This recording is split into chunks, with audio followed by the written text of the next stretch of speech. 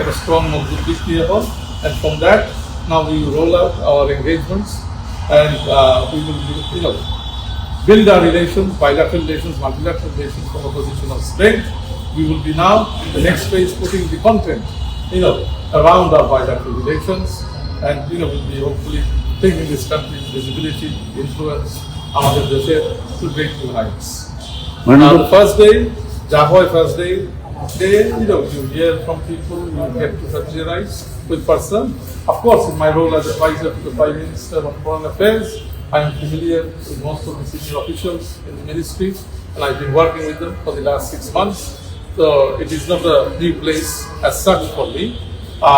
The assignment is new, but it is an assignment that is an extension of further work in the sphere that I've already been working in, and inshallah, আপনাদের সহযোগিতায়, officials-দের সহযোগিতায়, the ministry, and together, we can take Bangladesh, inshallah, into a new horizon where Bangladesh is a country that is recognized for good, soft, medium, power and influence.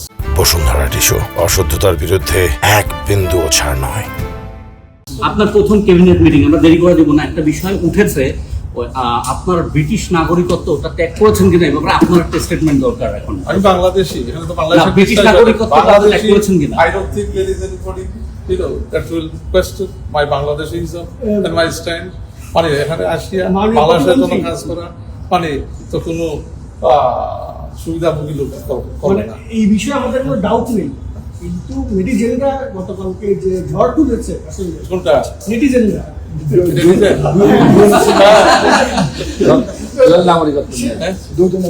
নেটিজেনরা কোথায় একটা নিউজও হয়েছে, virtual dual নাগরিকত্ব থাকলে আমাদের মন্ত্রিত্ব নেওয়ার ক্ষেত্রে প্রতিবন্ধকতা আছে। মানে কে ইউজ করছে এটা?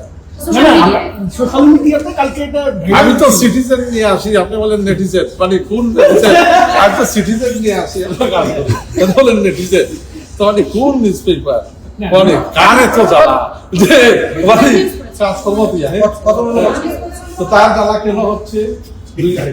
তার কি 2008-এর জ্বালা উঠছে নাকি আবার মঈনুদ্দিন ফখরুদ্দিনের জ্বালা উঠছে তার আবার নাকি? দেশের পক্ষে জোরালো অবস্থান নেওয়া মানুষ হন, দেশপ্রেমিক মানুষ যারা আছে, দেশের পক্ষে যারা অবস্থান নেয়, এই সমস্ত যারা মিডিয়া আছে, যারা দেশবাসী আছে, রাজনৈতিক নেতৃবৃন্দ আছে, আমরা সবাই মিলে ইনশাআল্লাহ এই দেশকে এগিয়ে নিয়ে যাব। Do you have any other substantive work related প্রশ্ন? মাননীয় প্রধানমন্ত্রী, আমার একটা প্রশ্ন রয়েছে।